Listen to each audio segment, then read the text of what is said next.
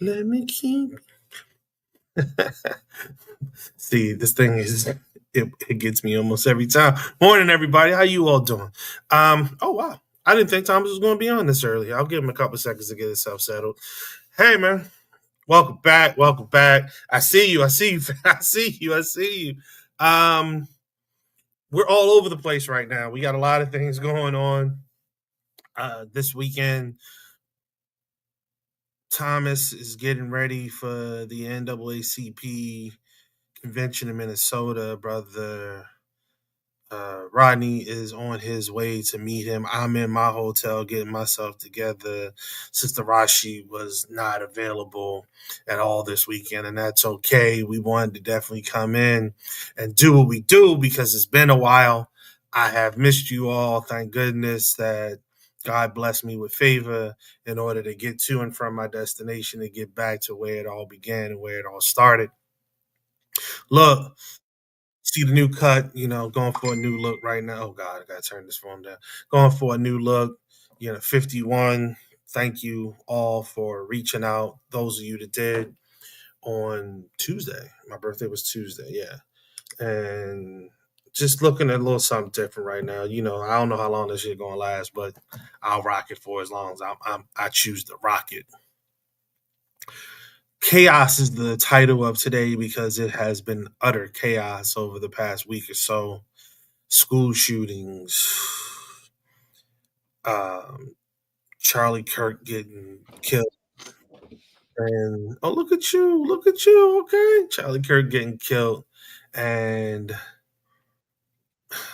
the economy being what it is still. That's the undercurrent to all this, y'all. Don't take y'all eyes off the prize, dog. That is the undercurrent to all of this madness. Please understand and believe it, you know. And then just the special election that happened on Tuesday that no one is talking about. It's so under the radar, but it's very impactful upon the nation's political structure potentially. The Republicans lost yet another seat in the chamber of the House, and here we are. That their majority is getting smaller and smaller, and this is why you see things that occurred a couple weeks ago with Texas moving forward with wanting to redraw their maps. Now you have Missouri in the fold talking about doing the same. Let's not take away or forget about the threats of the National Guard being deployed to any city that the current president doesn't like. Let's not forget about the losses in court that the president has taken left and right and left, from the appellate court saying that his tariffs were illegal to the appellate court saying that he couldn't fire certain folks. Like, he's taking L's left and right and left. Then that's just domestic. Internationally, Netanyahu went on and attacked the conference being convened in it wasn't Jordan. It was I know the name of the country. Give me a second to come back to me. I'm sorry. Anyhow, they were talking about the peace treaty that Trump had proposed and trying to bring the Palestine Israel drama to an end. And the attack happened on the soil of the Qatar. Thank you, of the intermediary countries. So that ain't cool. Poland just shot down some drones that repeatedly impeded upon its airspace, and it was a whole NATO op. So I think if the Russians were trying to be cute, if the Russians were worried about how strong NATO was or wasn't, they saw what was going on because the Poles did it in conjunction with Germans and other folks. So we are this ain't pretty, man. This ain't cute. This ain't cool at all. Not at all. And all of that before I even get into talking about the damn trip. I mean, the trip was just die compared to all this crap that's going on right now. But it was great to get away. I did not understand the magnitude of the need for that break. But it was a year in. I only take off once a year, and I take it in a big clip, but I only take off really once a year. Anything else is a day here, a day there. I don't consider that a damn vacation. I consider that a day off. That's not a vacation where I get to really unplug and unwind. And unfortunately, because of the time differences and me hopping on planes, going from here to there to here, I wasn't able to connect at all with the folks back here while they did the show and held it down.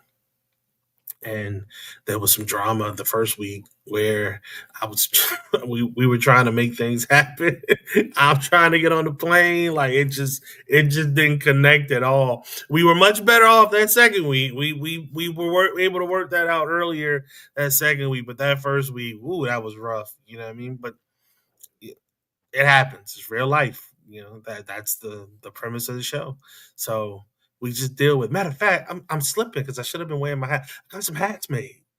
Awesome, awesome. I got some hats made. Going to share those around so everybody can get one and stuff. But yeah, it's started off in Korea. So did Korea for 2 days, pretty much 2 days. Left there, and we were supposed that my uncle and I, we were supposed to go to Vietnam, but because of the evacuation they had, we just thought that wasn't going to be the best thing to do. So we switched that around and went to Thailand instead. So we went to Bangkok. We were in Bangkok for roughly 3 days, did that, and then left there and went to Manila. And Manila again was roughly 3 days. And then after that, went back to Korea for a day and a half and then flew out. Now, was saddened by Korea. Went back with my 98 mindset still lodged in the head. You know, I'm thinking to myself, I'm gonna get off that plane, I'm gonna go to Itaewon, I'm be like, ah, she, I need this, I need this, I need this, I need this, lay it all out. So by the time I come back, I just scoop it up, pay for it, and keep it pressing. Yeah, it wasn't like that no more. Itaewon is pretty much dead. Itaewon is turned into a freaking hipster spot. You know, it's a spot where you go to for more restaurants and bars than shopping like it used to. Before I left, found out that we had turned Youngsan Garrison back over to the Korean people. So they have made it into a park and a museum, which was cool, you know, because I had been on Youngsan a couple times, but I never really walked around Youngsan, even though I was there a few times.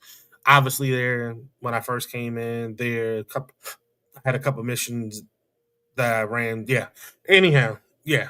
So I was there for a couple times, and then, but again, never really got into it. So to really go on it, walk around it, see it, even though it's shell of itself, it was still nice to see.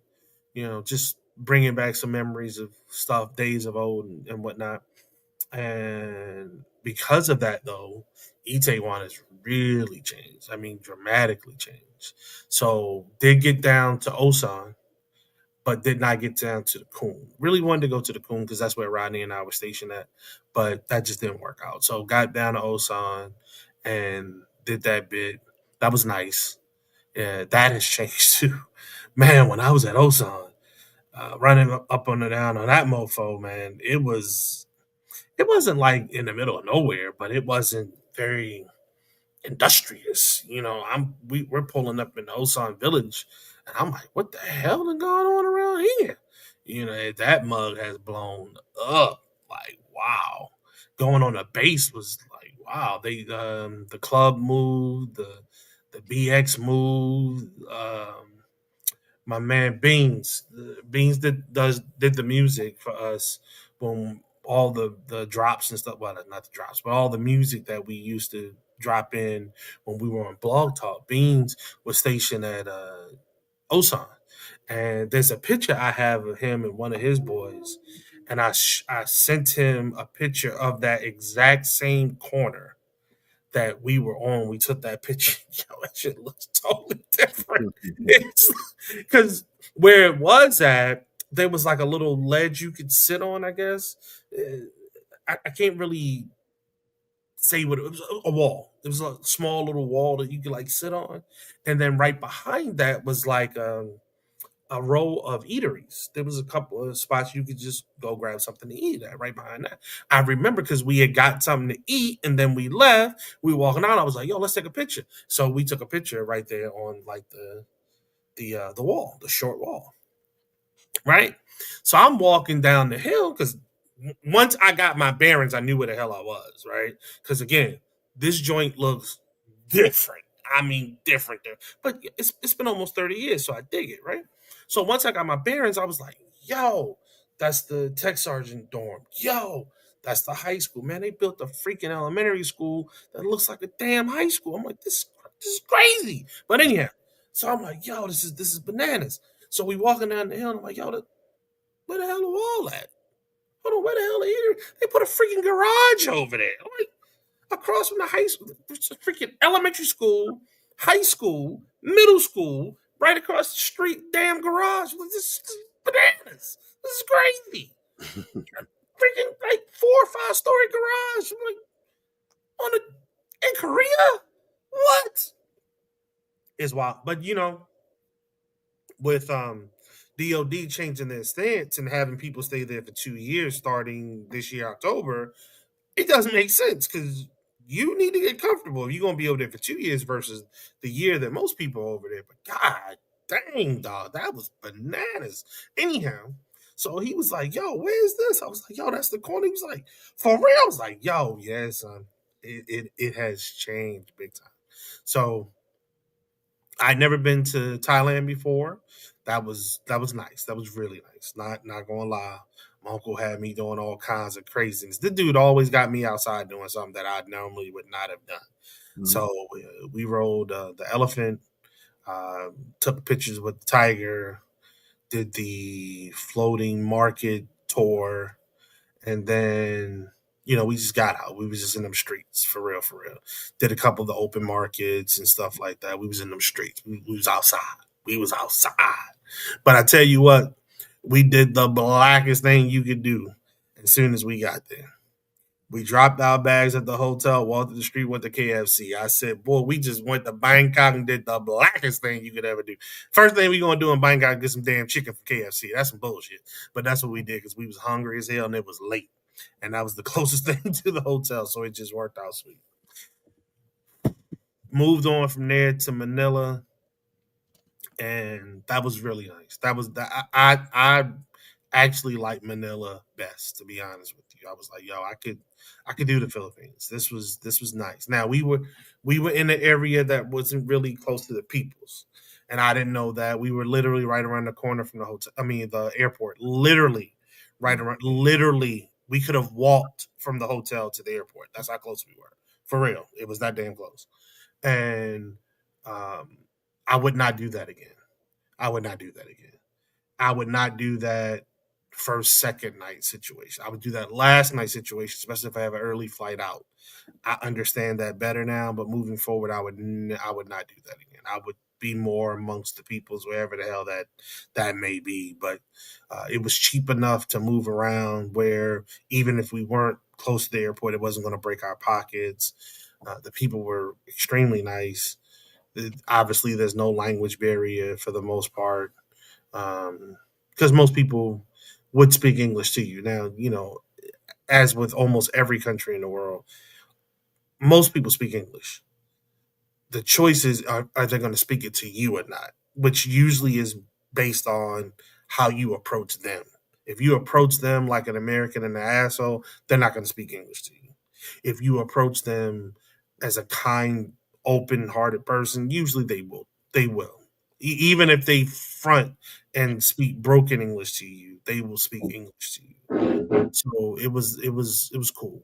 Got we got massages in Milan, and for both of us, the cost of the massage for both of us, 1 hour, was about the same or less than a massage for one person back here in the States. I got my feet done, I got his feet done, then I got a cut and a shave. This wasn't the shave, but I got a cut and a shave. And the cost of all of that was less than the cost of just getting my feet done here in the States. So those were refreshing, very refreshing, to not have money woes or money problems on vacation or when you came back because things were so damn expensive while you were gone. So that was nice. Then took the 15-hour flight back, got back late Saturday last week, and reset. Saw my damn Ravens lose. Colorado has dropped 2 games back to back. 49ers won. My Niners won, so that was a good look. That felt a little good.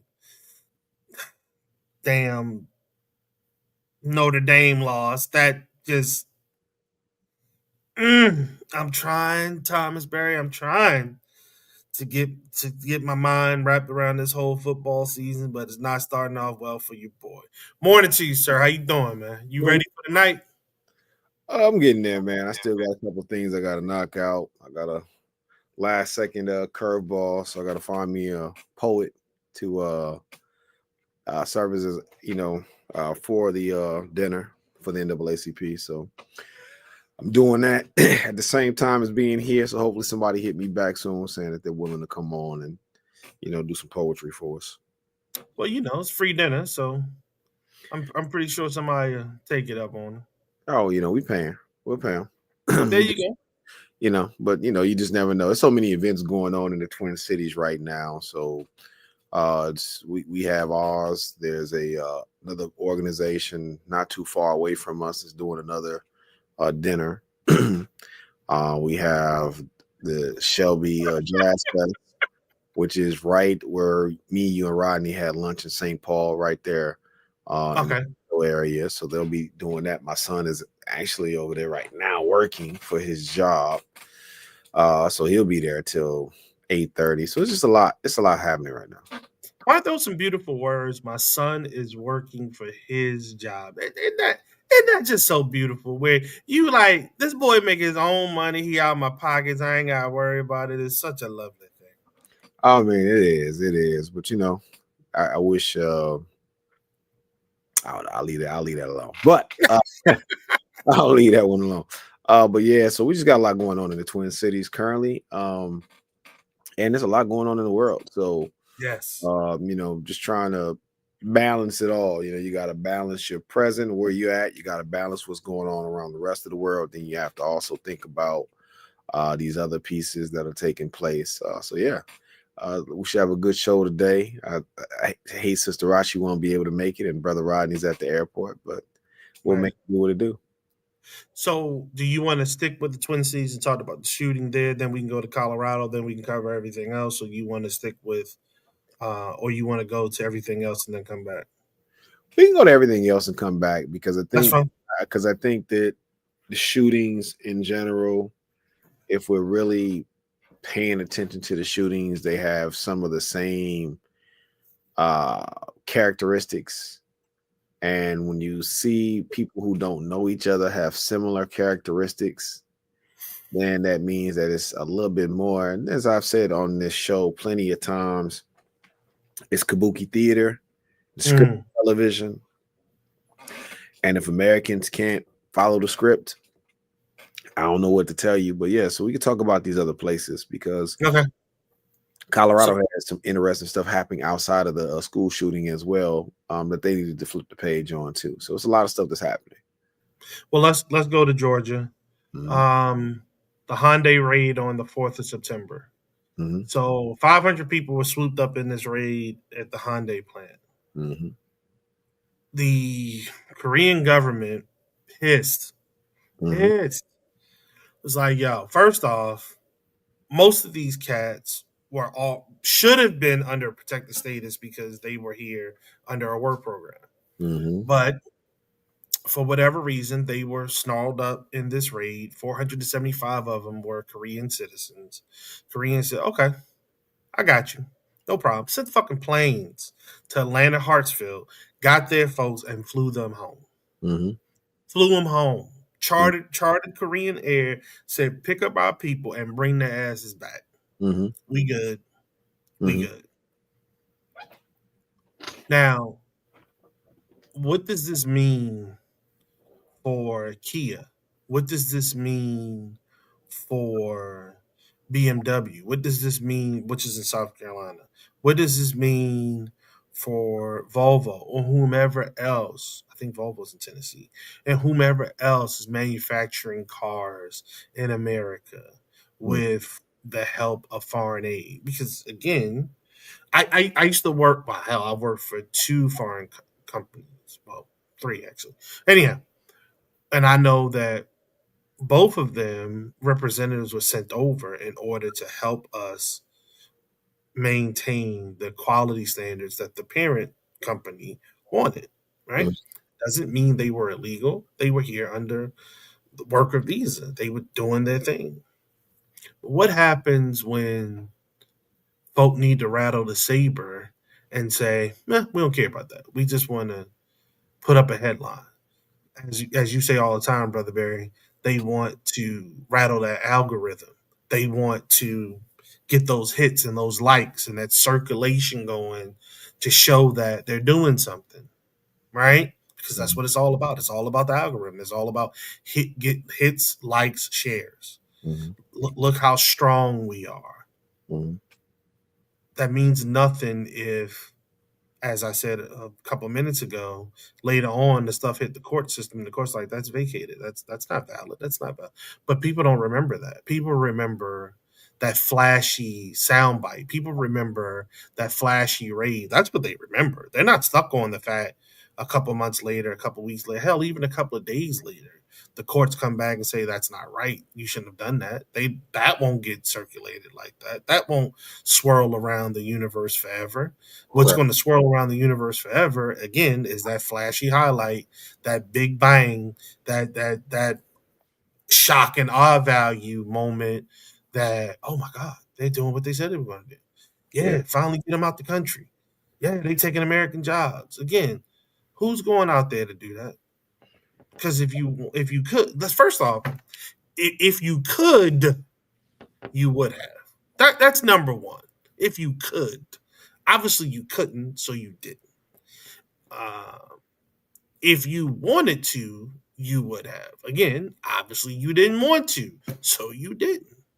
Mhm. And I say those things as different things because if you could is a educational thing or a knowledge based thing. Doesn't mean if it's formal or informal. If you had the ability to do such and you are unemployed, would you not be doing such? Let's be real, right? And Right. then if you wanted to, mean, you know, especially I don't know what you hear in your circles, Brother Barry, but I am always thrown by listening to folks talk about distance. Oh my God, that's too far. I got to do this, and this got to be this, and this got to be that. Mhm. Meaning, again, going back to the want, right? Mhm. So if that job is 45 minutes away, Mhm. but you say you only want to drive 20 minutes to go to work, but you're unemployed. Mhm. So if you want to, you would have done it. Mhm. I don't think that folks are getting this. I don't think that most folks are understanding this. A lot of these jobs that they want back, they being the infamous they that no one really knows who they are, but we always say they, but it's that block of folks whom are supporting the president and his policies. That's the they in this scenario. If they understood what it took or who it took to actually do these jobs, they would understand that they ain't ready. They would understand that that ain't them. They would understand that that should sound good, but I gotta get up at what time in the morning? And then I gotta go do what? Ah, nah, player, that ain't me. Mhm. You think most people that are unemployed right now want to go outside and pick some strawberries? You think most people who are unemployed right now want to go outside and irrigate a field? You think most people that are unemployed right now want to hop up and grab or can grab a hammer and nail and go build a home? Going to work out here, um, repairing your roof, fixing your roof, mm, can become an electrician, can become a plumber, can become a HVAC tech, mm. can become a robotics master or engineer in order to keep a warehouse going, in order to keep a shipyard going. You think most people are ready to do that? Or are they just blowing hot air because it makes them feel better? You know what I'm saying?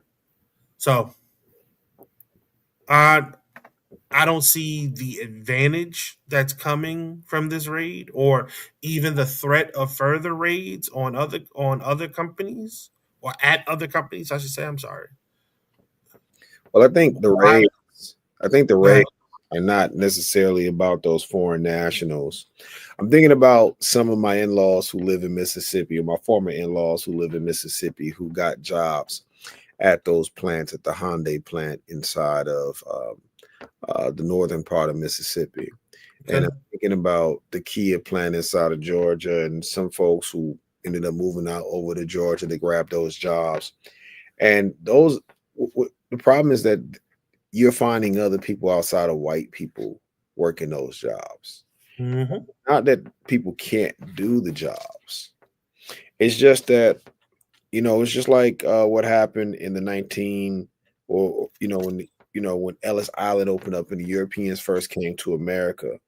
The first thing they started doing was chasing black folks and other non-white folks off of jobs so that they can unionize the jobs. And so, when you see what's taking place with the raids, and you have a president who's really not good at business. And I think part of the problem as Americans is we still think that he's good at business. We think that what he does, it has some common sense business angle where people say, hey, y'all make the mistake and y'all think that he's dumb. And it's not about thinking that he's dumb. I just want people to understand it's not about a question of his intelligence, Right. a question of his intentions. His intentionality matters.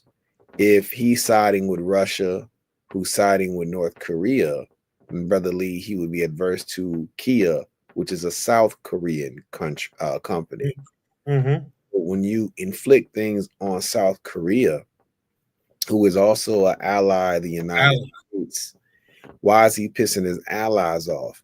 That's the conversation, because they're cloaking it with white nationalism, but it's not about white nationalism. This is how you break a country. And they're not doing this to build white people up. They care less about white folks in the United States. I think that if we're watching these raids and we're watching some of the rhetoric that's taking place, look, all of these people who wake up every Monday morning or every morning, Monday through Friday, who looks at their stock, their stock, and see what the stock is doing and how is Wall Street faring. Ask yourself, how much money have you lost since he's become president? And then go look at his sheet and ask yourself, how much money has he made? Or the Now, valuation of his Bitcoin.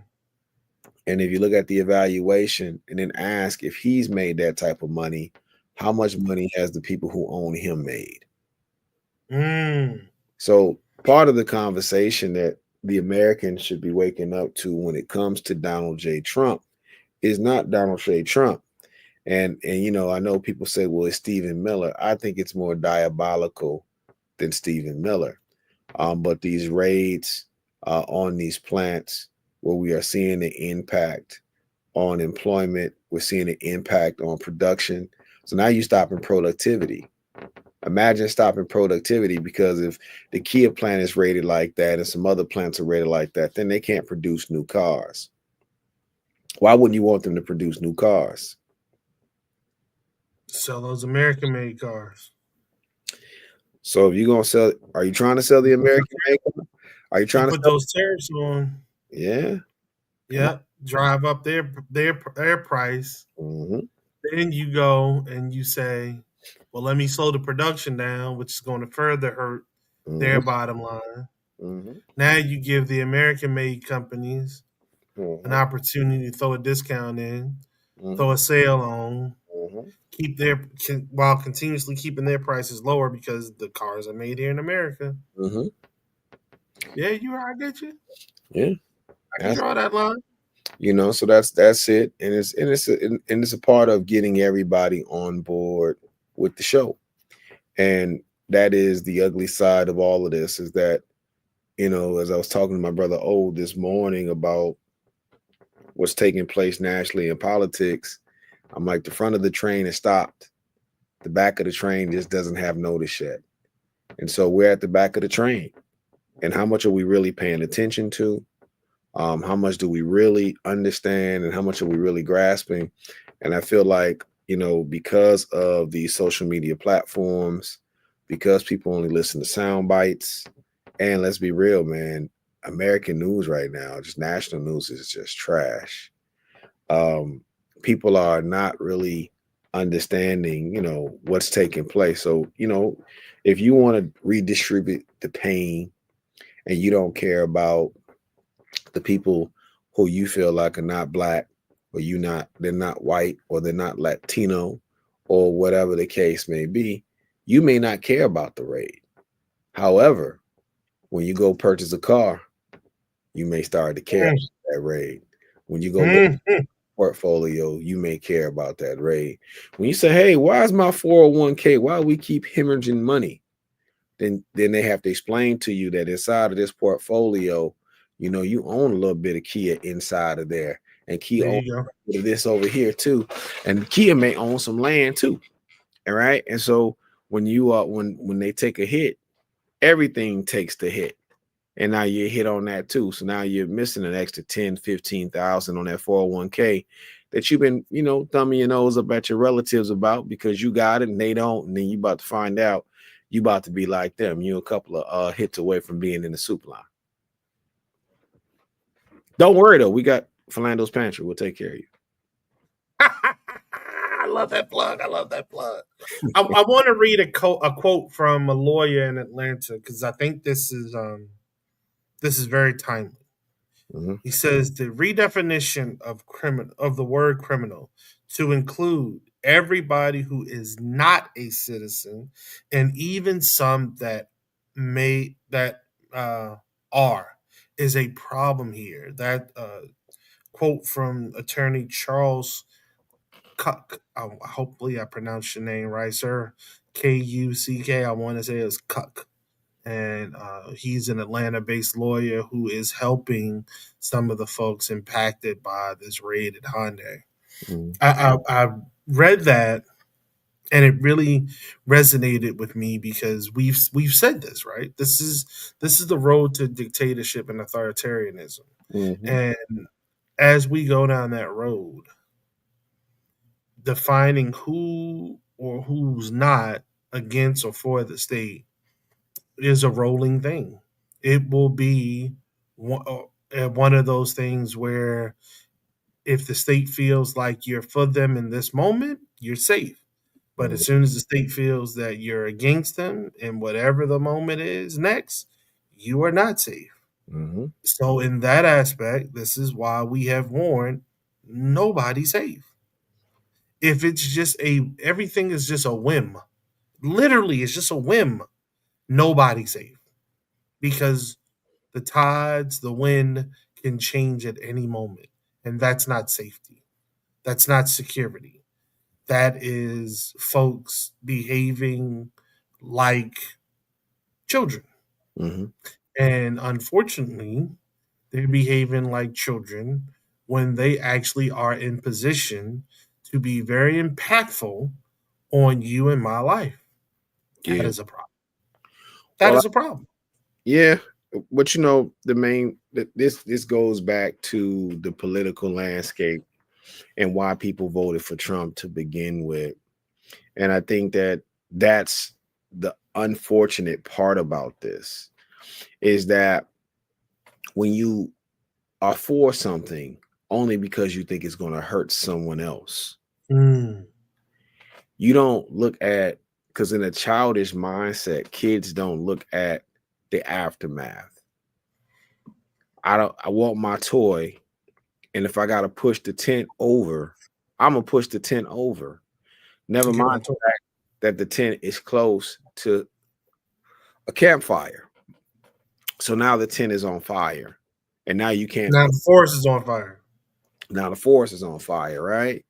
And so that has been the American style of politics for quite some bit. A lot of people have the Messiah complex. We see it on some of our streams. There's always somebody hopping in saying, "Follow me. If y'all just gave me my way, if you just supported what I wanted." And you have a lot of raging lunatics in this country. The president just so happens to be one of those lunatics. And when you start seeing the theater play out and you know that the ramifications are coming on the back end, it's like, well, you know, how can you stop all of this when really some of us are trying to plan our next vacation? Some of us are trying to plan our next, you know, party. Some of us are just trying to, go to the swingers joint or whatever the case may be. Like black folks right now, we're really focused in fun. And, I live in a community where after George Floyd, they start talking people on, you need to take sabbaticals. You need to take a year off work. You need to stop. Like they was trying to get everything possible, and they was like, yo, because of your trauma and because of your stress, you need to woo side out, and you need to think about and people we buy it because convenience. And I feel like right now in this country, if we were really paying attention, for one, we need to go get those 5,000 jobs. And the reason why we need to go get those 5,000 jobs is because there's people here who got master's degrees who could do that work in other parts of the country who look like us. They need to go get those jobs. That's the one thing I give the Somalis credit for here. If there's an opening, they're going to pitch together and they're going to go get that money. We on the other hand, we going to watch it and we like to witness. We're more witnesses than accomplices and things of this nature. And so I really yeah, man, I'm worried about what I'm seeing. And then also one thing that we're not talking about is the impact on the local economy inside of the area where that plant was at, because those people ate lunch there. Those people used other services in that area. And when you got 5,000 people that automatically disappear from an economy, that impacts a smaller southern town. 500. 500. 500 Right. is 500 is a Yeah. lot if it's a diner. There Let's you go. let's say I get 100 of those people at my diner on a weekly basis, and they eat 3 times a week, and the average tab is $25. Now imagine how much you costing me, and I really ain't got it like that. I'm not Wendy's, I'm not McDonald's, I'm not a chain. I don't get people just coming in for the sake of coming in. They come sit down because we got a relationship with this plant. So just the impact that some of this stuff has on local economy is crazy. And be mindful that I moved here specifically because I knew I was going to have this income. I Oh, moved here, right. I moved here and was able to afford this rent well, because I knew I had this income. Now, you take, like you said, 500 people out of that equation, that's a huge freaking bite. that's Now, that's a lot. can I afford to even stay in operation? That's a lot of Can I? Texas. Right. So now you take that 500 and you potentially add another 20, 30 because of my staff. Because if I go out of business, that's another 20, 30 people Come that on. you heap onto that fire. Now, like you said, brother, just follow the money. Well, those 20, 30 people had to pay for somebody to do something for them, Mhm, cut their grass, change their oil, do something. You mhm, know what I'm saying? Watch their children. So mhm, now you heap on another 10, 12 people who were adversely impacted by the 500. Well, hell, that's almost 550. mhm, And a couple more people added under that because those folks too um, had to hire somebody to do something. They was doing something for the other folks. Now mhm. think about this: the service industry is almost always impacted first. Why? When money get tight, you start thinking of ways to save daggone money. What's the first thing you think about to save money? How can you do for self things that you pay other people to do? True. You know, we got the same barber, brother, ourselves. Oh You no, know what I'm saying? That's the first thing you think of. It's like shit. Well, hell, I'm paying yo $50 a week, $50 every 2 weeks in order to cut my hair. Man, I can cut this crap myself. That's $100 I put back in my pocket. That's at least my cell phone bill. that's a barbershop shop. Damn sure ain't gonna pay your cable bill no more because cable just expensive as hell. You know, but at Well, that's, least pay your cell phone bill. but that's a barbershop shut down. But Yeah. listen, man, this is I was thinking about this Netflix documentary I once watched, and they talked about how white folks in Missouri and other places would literally go in towns, use the Kemp clan to chase black people off, and then assume the houses that we stayed in our businesses. And I have a funny feeling that the ideology here is similar, and that's why it's here and is rampant. But I will caution those who follow that ideology and those who are following what Trump has laid down. You may be exposing yourself to things that you may not survive after the next 3 months. Mm. Because what happens, and people don't really get it, you can be on the wrong side of history. And in today's time, people are boastful when they're wrong. People don't mind being wrong and loud. But when you are And on social media to when where it lives forever. well, when you're supporting hate and you're being hateful towards other people and you're speaking of non-forgiveness, well, if this goes the other way and your boy Trump is out and you don't have people who are willing to support that MAGA political spectrum, where do you find refuge? Mm. Because those people aren't thinking. And I will tell you, it's going to be a lot of folks who are going to be crying and asking for forgiveness because they thought it was going to go a certain way. But politics are tricky. And there's been two times in my lifetime I thought the Republican Party was done for.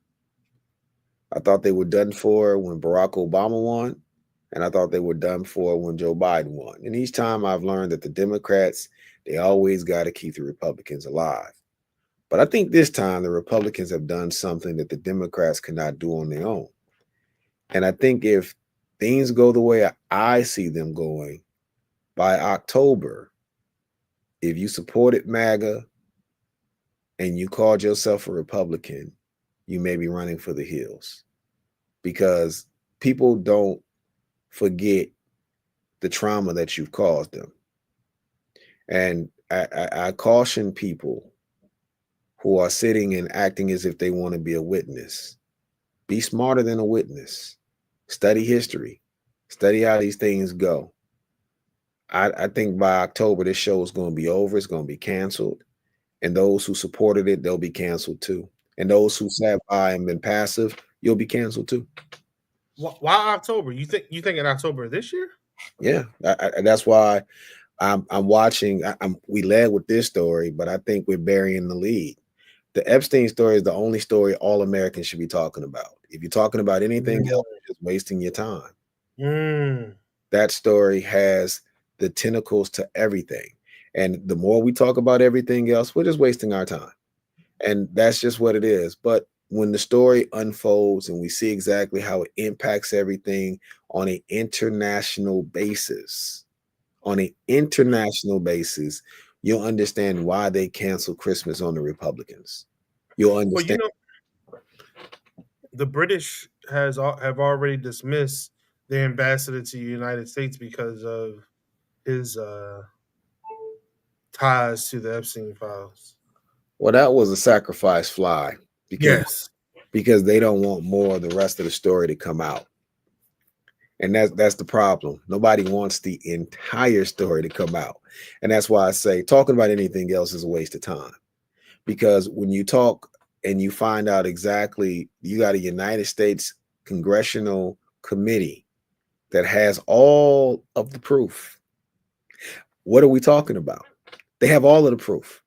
That's why if I was Sister Jasmine Crockett should be this morning. I hope that she somewhere was, people are protecting her, and the rest of that committee, they have people who are protecting them because when you start going in and you start talking about bank executives and international banking executives that participated in sex trafficking, human trafficking, pedophilia, espionage on American soil, and you got proof, and you got proof. Oh, they can name names. And they don't need the victims to name names because Epstein kept files. When Marjorie Taylor Greene came out and said, we're not going to fund Israel anymore. Why do you think she said that? What do you think that conversation was about? Good question. Because everybody ran to she's anti-Semitic. She hates the Jews. No, she's not anti-Semitic. She's on that committee that is looking at this Epstein files, and she know that Epstein was a Mossad agent, and she know that Epstein was running covert activities here on American soil for the Israelis, where they use pedophilia to blackmail other heads of states internationally, and they had the banks help them. Now I don't know why that's not a big story. I'm trying to figure out why everybody's talking about everything else. Because everyone's connected. So, Well, I mean, but going listen, back bro, to what you this said. is information on CNN. This information on MS. They've been talking about this. They talked about this all the way up to September the 11th. This was conversation on September 10th. Charlie Kirk gets shot, and I'm always amazed on how people react to stuff. I was at an NAACP meeting on Tuesday, and I had to tell one of my good sisters, Shawnee, I said, man, they said they got something else they want to tell us. You're messing us up by bringing up other stuff. Like, listen, Mhm. let's get to the good part. Let's get to the good part. Because if this is fluff, where's the meat at? Don't distract me. Let me True see. that. And so on September 10th of last week, the conversation was, man, you ain't gonna believe what's in these files. Charlie Kirk gets shot. And the next thing we're talking about is extremism. We're talking about the mass shooters. And we're not even asking the question, why did Charlie Kirk get shot? Why? Why was Charlie able to be sacrificed? But what does it help? Who So does this help? so do you think that he was a sacrificial lamb? 100% Woo! because he wasn't letting the Epstein story die. Oh, you're looking at it like that. Uh, Okay. he was telling folks that he was going to keep going.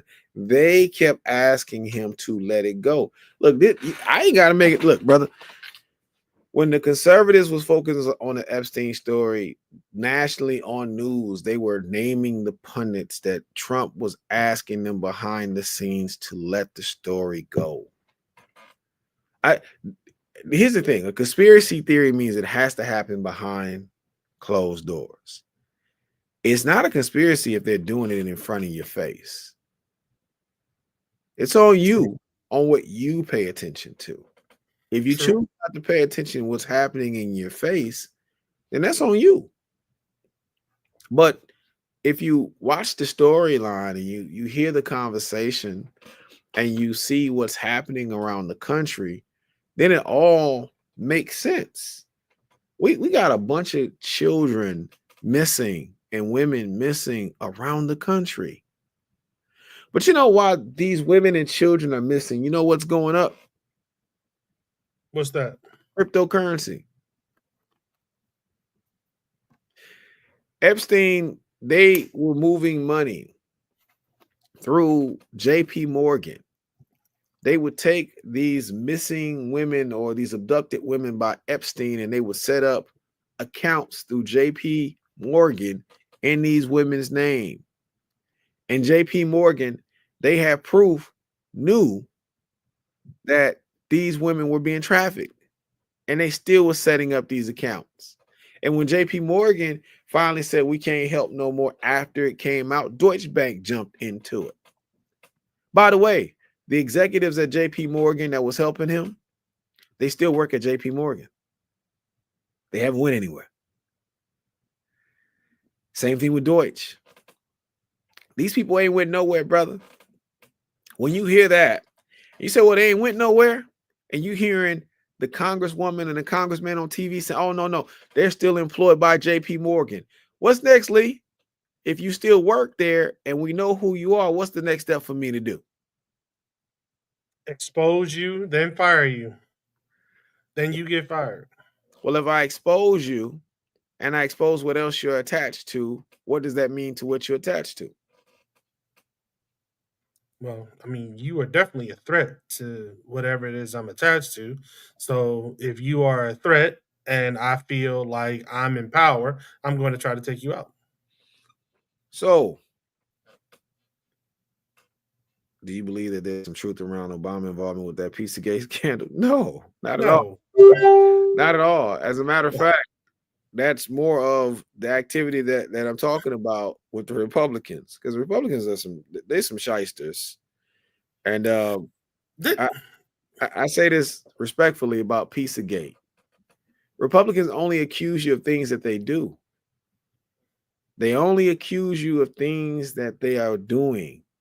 That has nothing to do with Obama. Matter of fact, Obama's name is not mentioned with Epstein. You know who else's name was mentioned with Epstein? And the Congress is saying this too. Guess what else name they said? Oh, you know, the guy who played the saxophone, you know, the real first black president, right? Bill Clinton. He gave a real pedophilia style message to Epstein too in the birthday card. And have you seen the birthday card? Have you seen how Epstein is surrounded by little girls and he's naked on a table? And you see all of these heads of states around the world signing off on this card. It's clear as day that this is a pedophilia racket. It's clear as day that there's a lot of powerful people that understood he was a pedophile.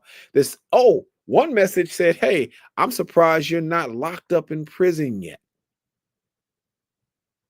Look, man, these I've people, missed a lot since I've been gone these past 2 weeks. that's why I'm telling folks, hey, listen, go check it out. And it starts at the local level in one of my least favorite states in the country, Florida. And why it's my least favorite state is the most racist state in the country.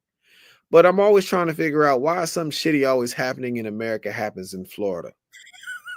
And it starts with Epstein being able to have Pam Bondi, who was the attorney general at that time, look the other way. Who's Pam Hmm. Bondi now? What is Pam Bondi over?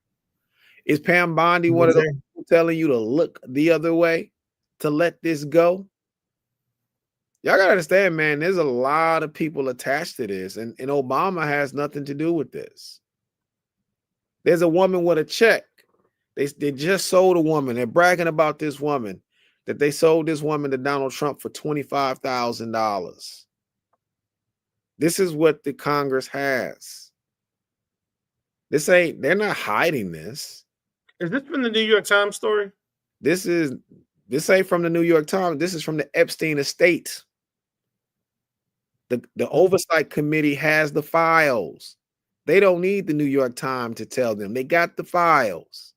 They also got the audio to find out that Maxwell was lying in what she was saying, what she knew and she didn't know to the attorney who went down for Trump and what they released.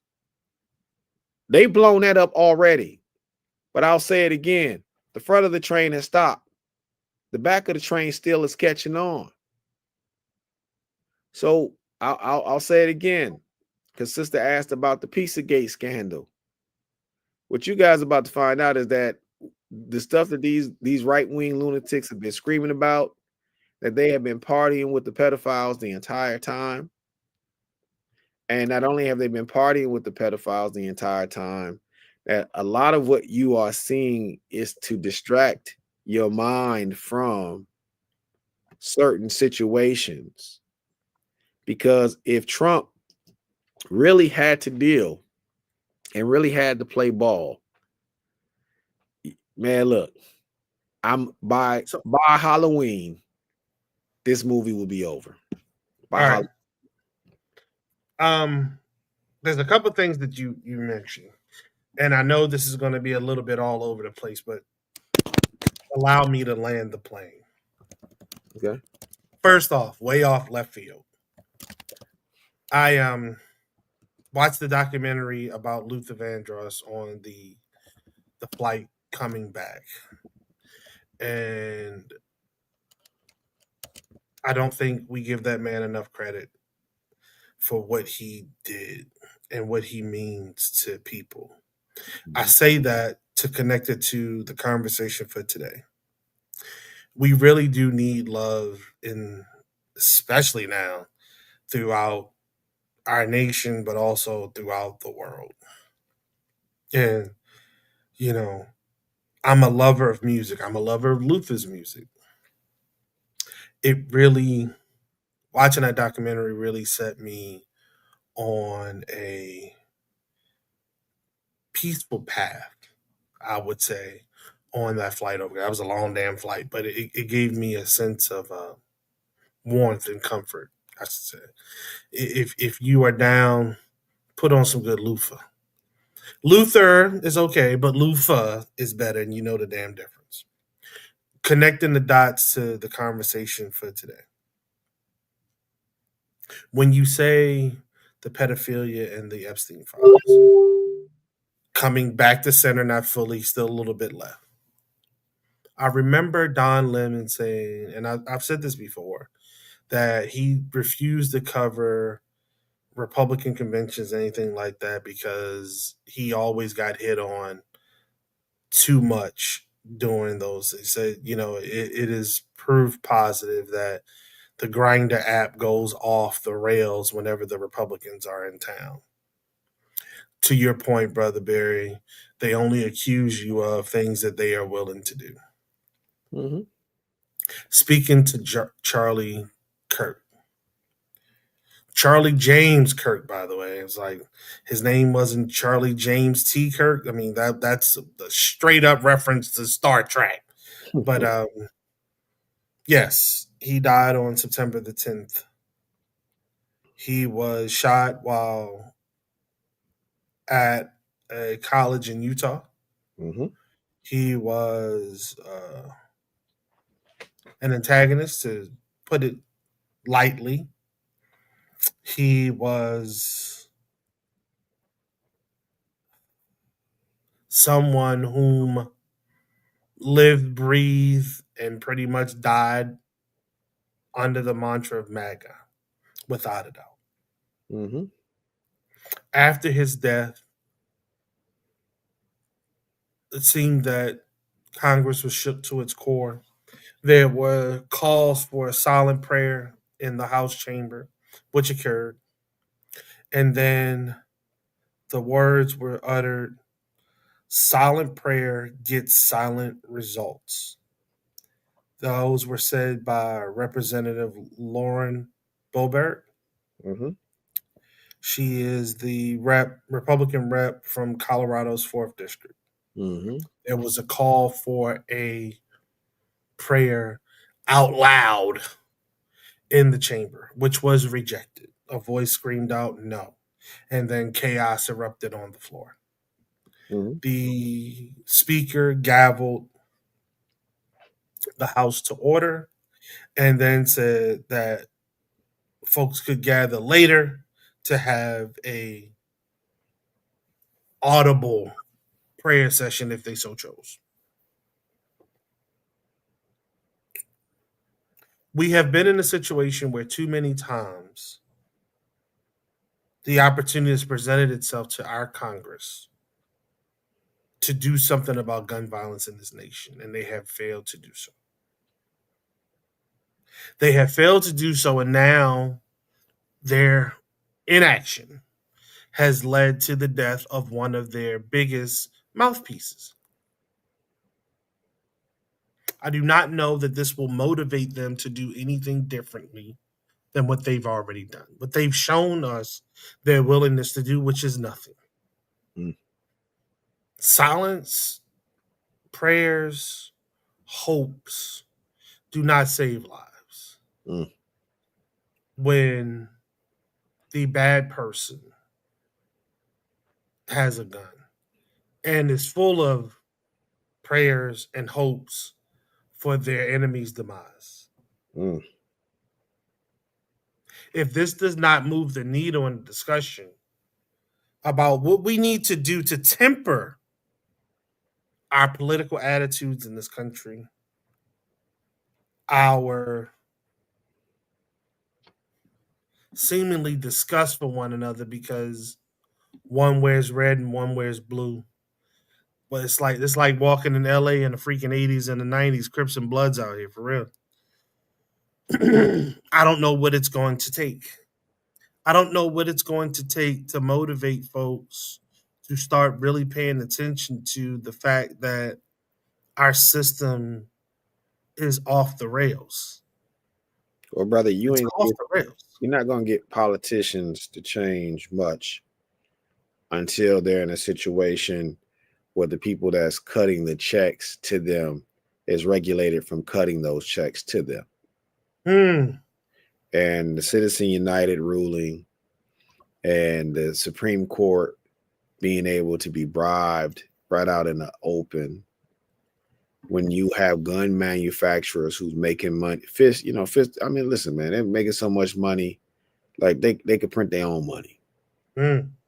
And I no, ain't there. I mean, because what I say to people is today's the birthday of Tupac Shakur. What's the difference between Tupac and Charlie Kirk? I'm, Hmm. I'm watching black folks act like Charlie Kirk was a politician. Charlie Kirk went to schools and bullied minors who didn't have the brain capacity to maturely combat the dumb shit he was saying. And we're acting as if Charlie Kirk was a politician. Stab, the flag is flown at half stab. How does that work? Well, it works when he's mouthing the propaganda that you want him to mouth. And part of the problem collectively is that we just fall right on in line with what they want. Like Charlie Kirk was nobody. And I just want to be mindful of what I'm saying. I'm saying this in the aspect that not as a human being, he was nobody. But what I'm saying is he wasn't an elected official. He wasn't a military vet. He wasn't anyone that was out here who was doing something of act of kindness. This man was spitting racial hatred. And I'd be damned as a black man that I have to shed some tears. I don't have to speak about him because when George H. Bush died, I didn't have to post anything. It was no RIP for me. When Ronald Reagan died, it was no RIP for me. I didn't want to talk about it because I knew their impact on the black community. But in Hmm. this social media age, when they tell you it's cousin day and you post your cousin, I guess when they say you have to cry for Bull Connor, you just cry for Bull Connor. Hmm. And so that's my 2 cents on Charlie Kirk. Unfortunately for the young man, his team decided that he was worth taking off the board so that the king can advance. And if we don't understand that about politics, if we don't understand what we are seeing in front of us is kabuki theater, we ain't been paying attention long. While Rodney is available to us, Rodney, if you got anything to say about Charlie Kirk, you are more than welcome to come in and say what you need to say. Morning, brother. Good morning, everybody. Hey, Brother Barry, thank you for that bow tie. I appreciate it. Oh, not a problem, brother. You good? Um, we should not brush off what's going on with Charlie Kirk. Um, yeah, it was one of his own that did it, probably because they wanted to get the attention off of the Epstein stuff. And we need to stay focused on Epstein. But at the same time, we need to be cognizant and keep our head on a swivel that the rhetoric that's being spewed by 45 and the rest of his ilk could cause another crazy one to go out and do something to multiple people, not just one, and not just one crazy, but multiple crazies. So if you ever needed to have your head on the swivel, this is the time to put that head on the swivel and keep it there until it dies down or whatever the bubble is that bursts. And I say, know where you go and tell somebody where you're going. Don't travel by yourself unless you have to, and make sure people know where you are. And if you can be strapped, be strapped. That's You what I know, have to say about what's going on with Charlie Kirk. so I dug into this a little bit, found out that the young man, damn, I didn't write his name down. That's sad. I thought I did. No, no, Tyler Robinson, 22 years old. He was not a registered Republican nor Democrat. He was a registered voter, but he had not voted either way in a couple of years. So I don't know what motivated him to take the shot, make the shot. He is in custody now. He was captured on yesterday, the Friday the 12th. So that's even more curious to me because normally evidence isn't left behind to include people. He did But leave evidence behind. I said normally evidence isn't left behind to include people. So I'm very curious to see what shakes out, how the story plays out behind this young man, and whatever his motivation were. And according to his parents, for whatever reasons, he has been extremely politically active in the near time. The past couple of months, he's been extremely politically charged. So I'm wondering how this is going to play out. If they are going to scapegoat him or they're going to try to crucify him. MK So, Ultra. That's it. I'm huh? listening. MK Ultra, man. Listen, I've seen enough of this. Look, these kids are the same age. The inscribing messages on bullets, the whole nine. You listen, man. There's some things that we're never going to know, but there's some markers that are similar. We had the similar situation with the young man here in Minnesota. Odd situation, who he was also a Republican too. Just imagine a transgender Republican who goes shoot up a school. Like at some point, we got to stop playing with ourselves. I don't. Look, man. Look, this is the same. It's the same product, different color box. This young man, for him to be able to be up, and I keep on asking, with all of these buildings, all of these things happening, all of these things, they all have security, but no one Yeah, never for real, right? been scaling up on the building, on top of the roof. We got this thing called drones that white people like to fly everywhere. You telling me none of these security places have drones? None of these spots. This man was just able to get up on a building where there was no one else around that building. 200 yards. Look, man, some stuff is just too perfect. And to me, when it's too perfect, that means that it's scripted. And if it's scripted, then I need to know who the script writer is and what's the plot. And the What, plot. where's the twist in the end, and where are we going at with this? You know what I'm saying? And But let's no, I mean, I agree. It's almost the same rifle. It's almost the same position. I totally agree. There has been one too many of these. It's like, come on, dog. Of course he was on the roof. Of course he was in this position. Of course he used this style weapon. Like, come on, dog. I learned this through Uh, George W. Bush. Anytime George W. Bush was in some trouble, a disaster happened to the country. Every time. Every time George W. Bush was in a situation, he was in the bind.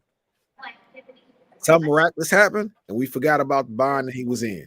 mm. Donald Trump is no different. And I'll say this one more time. If they cannot get the attention off of these Epstein files that this oversight committee has, Donald Trump will be out of office by October. But it's not only that though. Isn't it a double whammy for him because the economy is not going the way that he advertised it was going to go either. But Lee, if they're trying to usher in something new and they need things to fail, they don't need the economy to work. I think that we're looking at this as if he's not trying to break the economy. I think the economy is doing exactly what he wants it to do. Like this is like this is not on accident. He's got marching orders. He's able to do what he need to do. He can make all the money that he wants. He's not in it because he's an American. He doesn't feel like he has to be he has to have some type of allegiance to the Constitution or to the people. His allegiance, his family's allegiance, is to themselves. The Right. Trumps only care about the Trumps. They don't look at themselves as American. And that's what we have to really tackle and look at. So Right. I to me, when I look at Charlie Kirk, and when they were saying early on that the young man was not dropping this Epstein conversation, he wasn't budging. He wanted more of this stuff to come out. As I told Brother Rodney, I once had a friend who robbed another one of my friends. And when that friend came home and said, "Hey, who broke into my house?" That friend that robbed him went and hopped in the car to help him go find whoever robbed him, not knowing the entire time that that was the He person was who robbed him. he was riding with the robber. Okay. And this is what happens when you're in a situation where you have the president that jumps out right away. Notice Trump has been a little too active. He went a week, 2 weeks of no one seeing him to all of a sudden Kirk gets shot. Now he's flying flags at half staff. He's showing up on Fox and Friends to tell you what we captured the killer. He's gotten this heartfelt story. Before the killer was captured. Come on now. Heartfelt story for Charlie. I'm just telling y'all. Look, hey man, it's so much drama on television. If you So don't if you don't understand the scripted story, you don't understand the scripted story. so again, I get you. It's about the Epstein files. I'm following that. But again, I'm thinking it's the economy too, because if you look at his numbers in July, he had a 47% approval rating amongst whites and a 49% disapproval rating amongst whites. And in September, he's had a 51% approval rating amongst whites and a 45% disapproval rating amongst whites. The job performance numbers were 57% in July that disapproved of his job performance. Now, take all that into account, add in where we started at with the Hyundai raid and the National Guard deployments. Rodney, I want to get you on this one. So Chicago was the initial target. There was big talk about sending the guard into Chicago. The governor of Illinois responded with the help of the mayor, putting huge pieces of equipment on the streets of Chicago in order to block the road so that the folks who may be deployed can't really set up. Now, Brandon Johnson, who's the mayor of Chicago, JB, I think you pronounce his name, Pritzler, who's the Pritzker. governor of Illinois, Yep. right, is the governor of Illinois, have again taken a huge stance against the guard being deployed there. It seemingly has worked because there's been a pivot to now the White House has announced that they will deploy the guard to Memphis. Now, I don't know if they want to fuck around in Memphis or not. I've been in Memphis. It ain't the place you want to fuck around in, but they going to Memphis anyhow. So now that's a different story. You have a Republican governor in Tennessee, Bill Lee, and the mayor of Memphis, Paul Young, has been neutered. He's like, yo, look, they coming. Ain't nothing I can do about it. We just want to get with these folks, try to work with them to make sure that they are performing tasks that are really going to help us, not hurt us. Rodney, what do you think about these current and or future deployments of the guard into American cities? There's limitations on them because the guards men are not being paid properly. They don't know really what their mission is. There's confusion as to what they're supposed to do. The people are not welcoming them. They're questioning their leadership and the mission and not even sure of the mission. So I think that there's an expiration date on the deployment of the guards simply because if at some point the guardsmen need to be paid. They have bills at home, they have jobs at home, and they didn't join to be cleaning streets. So that's one thing. Uh, the other thing is the guard needs to be there so that 45 can carry out his plan. It just may mean he has to move up the timeline on his plan. Before he leaves office, I don't think he would leave office willingly. And having the military deployed in mostly black uh, cities or Republican endorsed cities where there's a bunch of black people only helps him uh, continue the process of taking over the government so that he can stay in office. So I don't think he's going any place, at least not without a fight. And I believe there is going to be fights all over the place.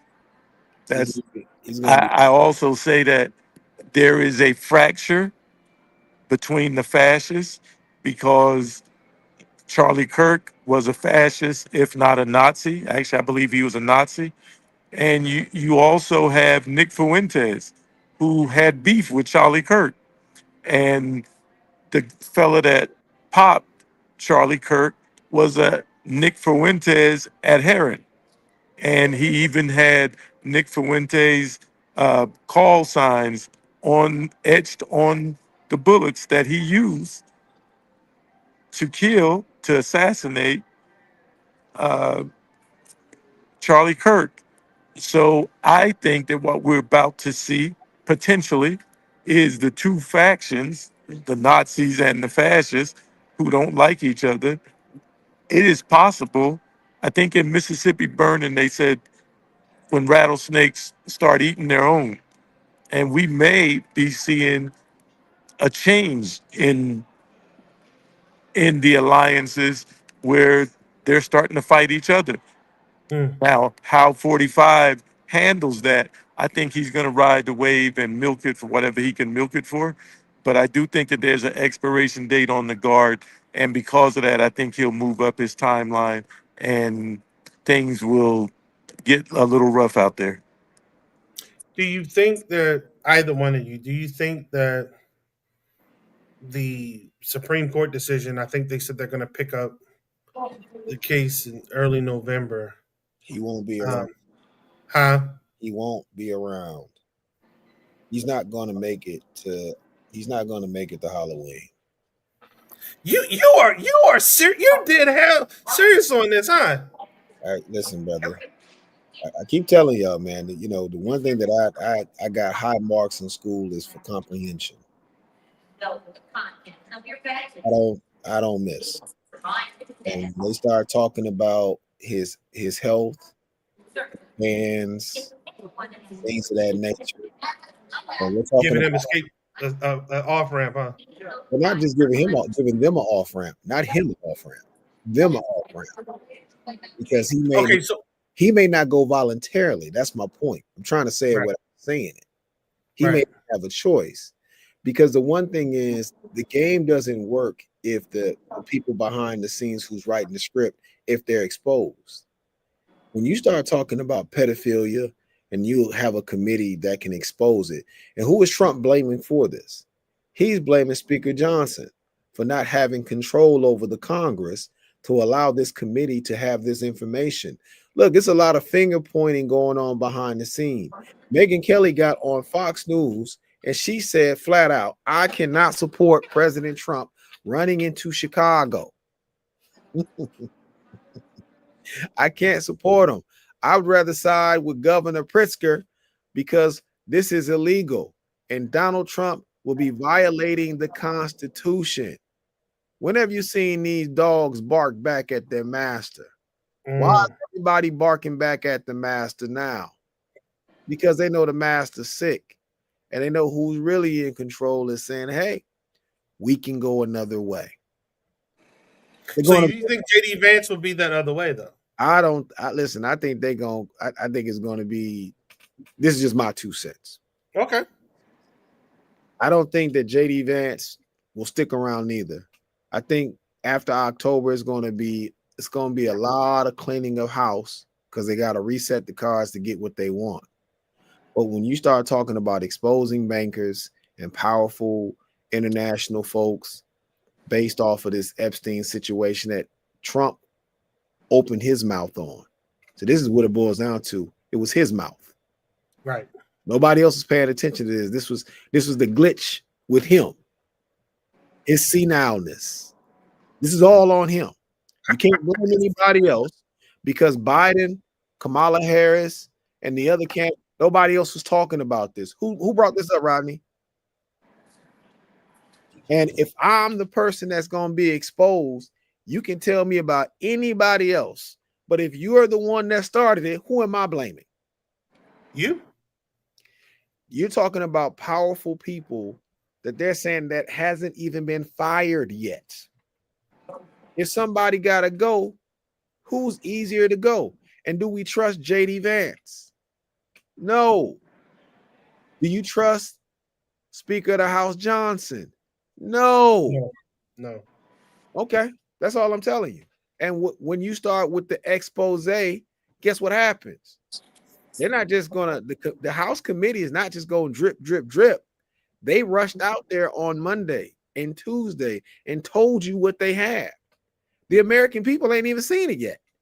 We've been told verbally what they got. What else do you think they got? Okay. Well, Okay. hey, listen, brother. I'm just saying. Look, look. I believe he wants to do what Rodney says he wants to do. I think that's his goal. I think that he wants to go forward. But I think if he can't get the media or this committee to flip the page, I think he's in trouble. I think he's in a hell of a lot of trouble. And he ain't in trouble with the American people based off the economy. He's in trouble with the people that put him in power. That's who he's in trouble with. And one last piece too, because I that piece with Putin, Right. China, and North Korea, that may be his unraveling. Because if this comes back that he is a Russian operative, and I believe that's what Epstein had. So this is what I'm telling you, Lee. We got to stop playing small ball with this conversation. This shit's big. This ain't the nigga gossip. This is what people got.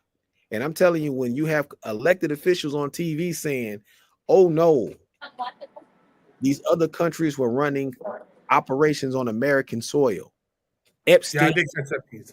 Epstein was allowing them to do that.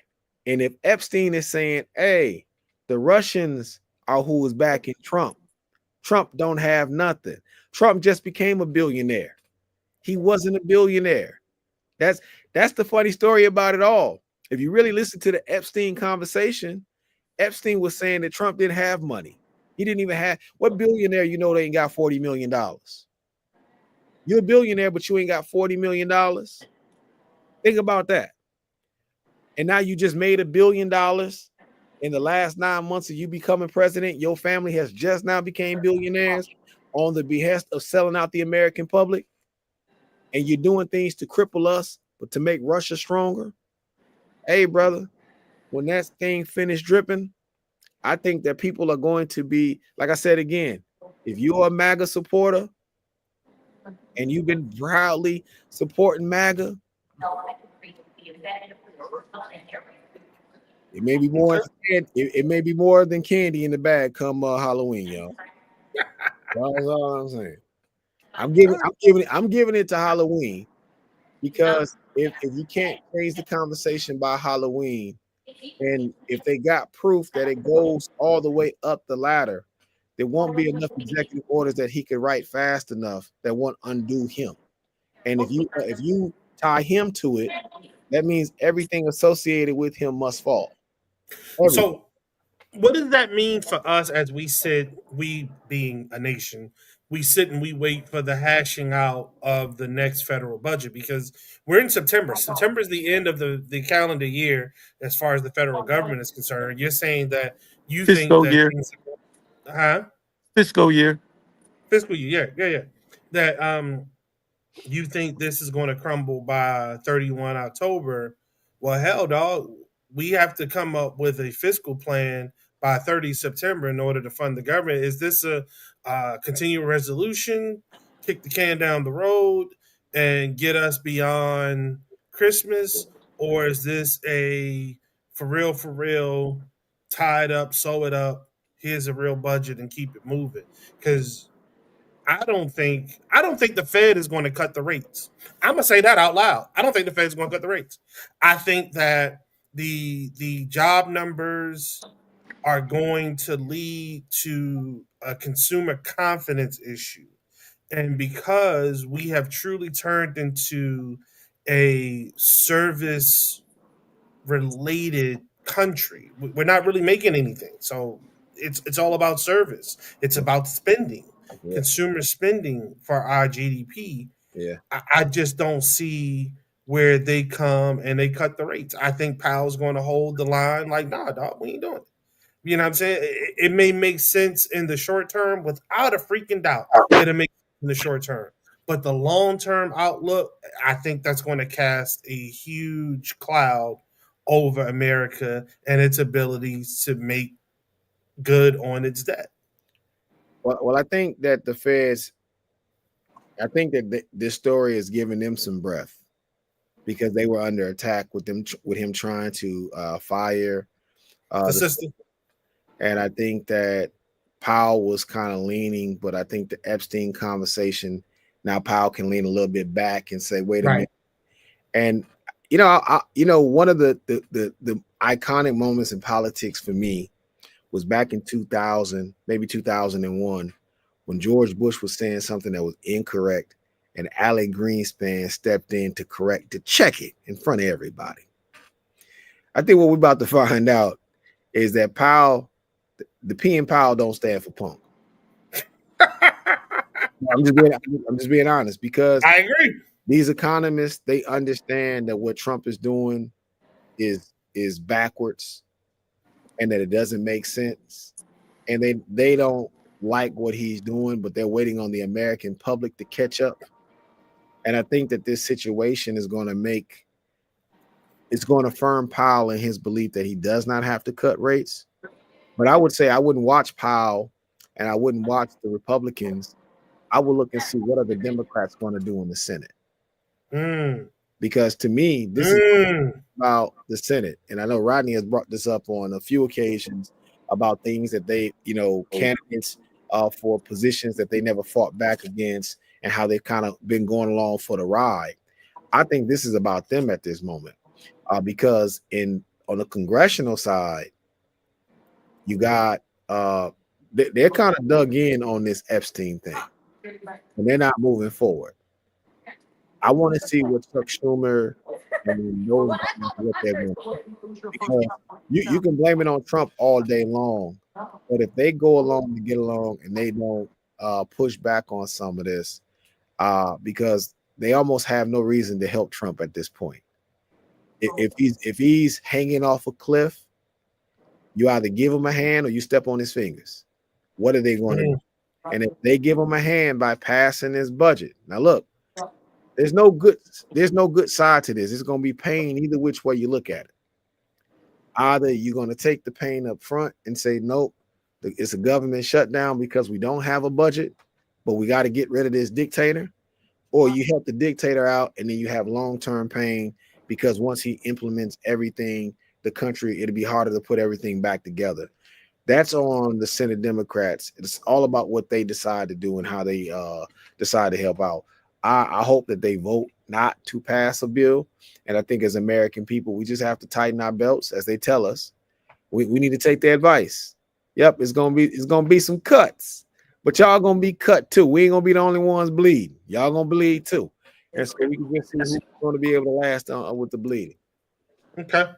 So to speak to that, to Congress, I know Rodney went off video, but he's still on audio. Yeah. Uh, as I said earlier in the show, the special election on Tuesday, James Walkinsaw held the 11th district seat in Virginia. This Mhm. district is settled in the suburbs of DC, where, as we all know, a lot of federal workers are either out of a job or still nervous about their job because of Doge and other policies uh, set forth by the current administration. Mhm. Now, what that has done is cut into that the Republicans already held a slim majority, but now it's said that the have gone from the potential losing three reps to two on any vote along party lines because of the maintenance of this seat. The the seat was held by the previous occupant who died of cancer back in May Hmm. of this year. Hmm. So as we get closer and closer to the midterms next year, and as things like the Epstein files, the economy, so on and so forth, start taking its toll on others who are currently seated, I don't know how long it's going to be before the House flips, and it may not even have to go through the process of the midterms. To be honest with, the House may flip out organically because of the pressure that folks are being put under by their constituents.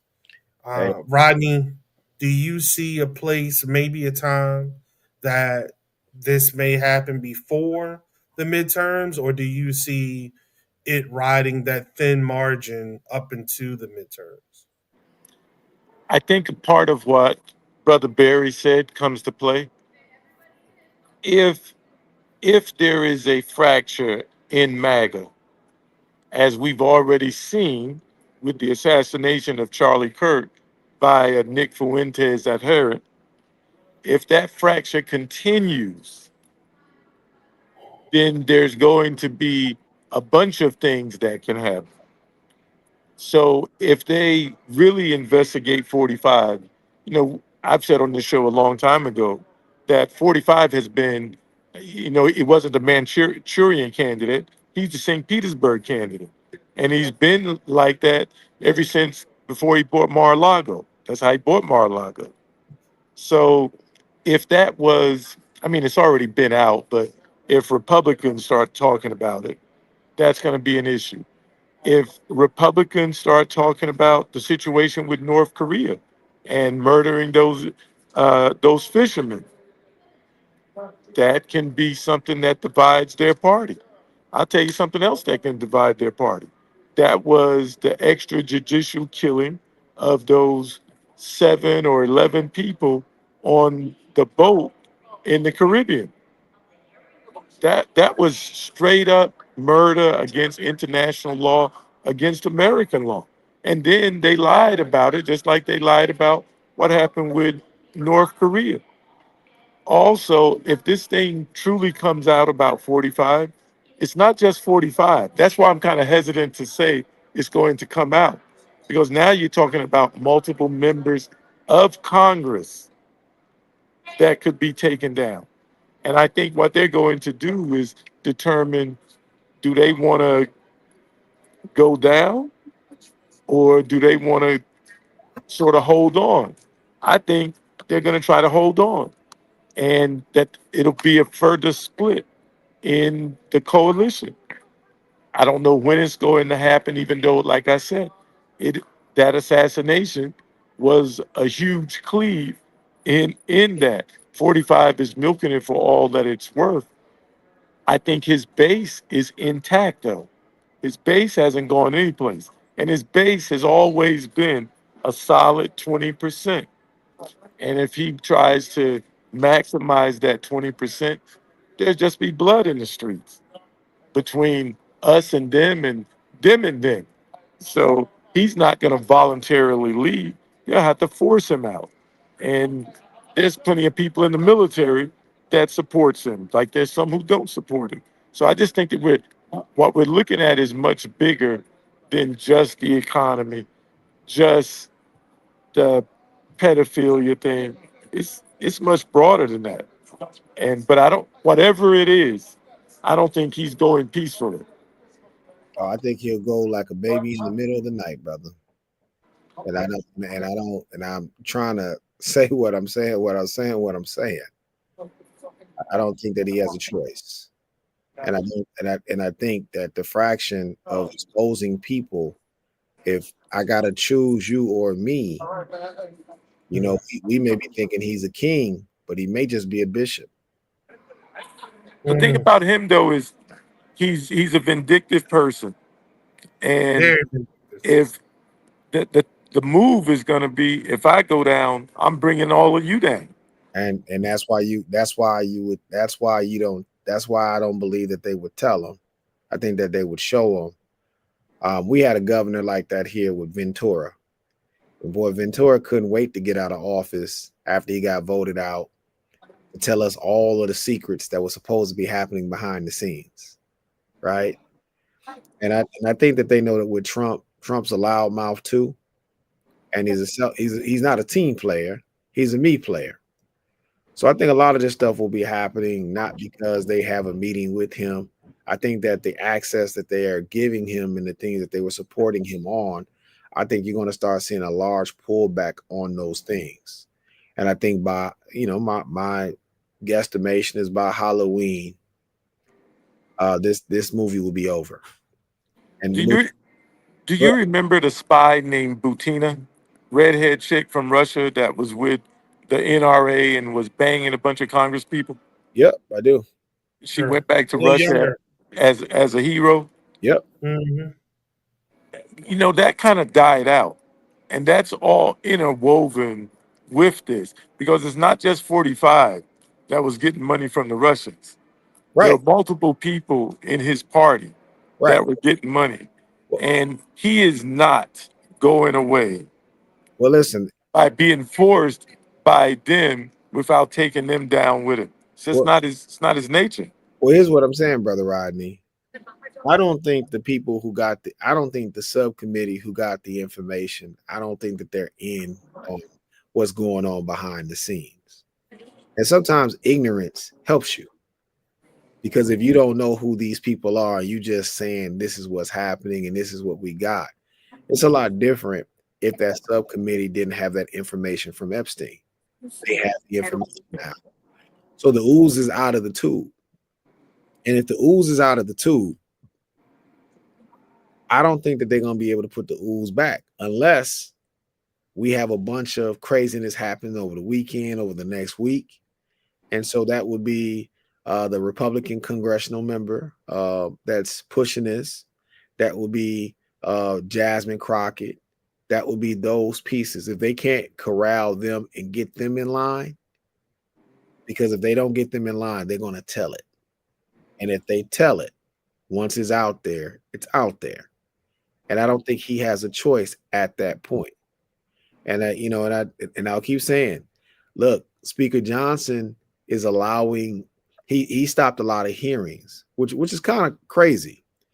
When Biden was in office, the Republicans were running hearings like crazy on Epstein on repeat.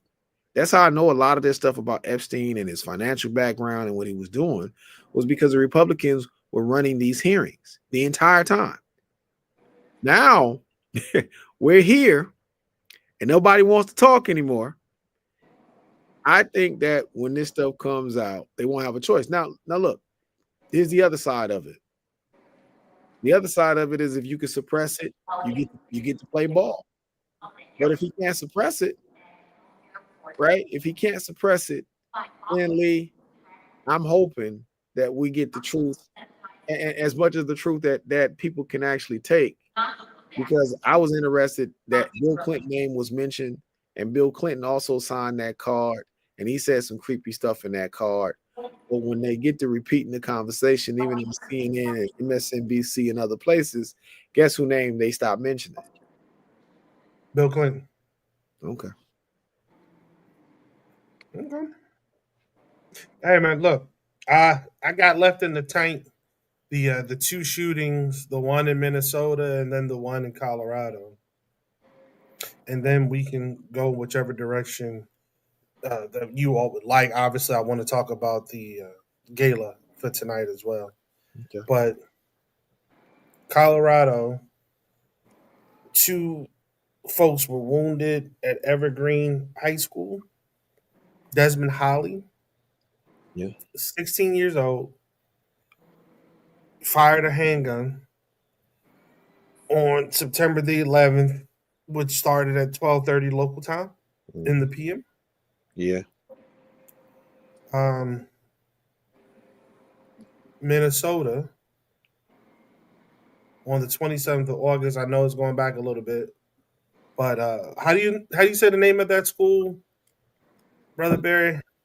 Um. Annunciation Yeah. Catholic. Is a Catholic school. Yeah. Yeah. Um, Two people are dead, and 18 injured from Mhm. that shooting. Yeah. And that the shooter there was identified as 23-year-old Robin Westman. Yeah. I don't understand why children are utilized as the sacrificial lamb in statements. Now, the 16-year-old at the high school, maybe he was frustrated and took it out on his classmates. Mhm. Okay. But a grown person attacking an elementary school, I don't understand that at all. Well, to me, with the situation in Colorado, well, first and foremost, it was a brother who was murdered in Colorado inside of Aurora, just a little farther away from there, who was gunned down in front of his children. And he was from Minnesota as well. So I forgot the brother's name, and I'll talk about that next week more.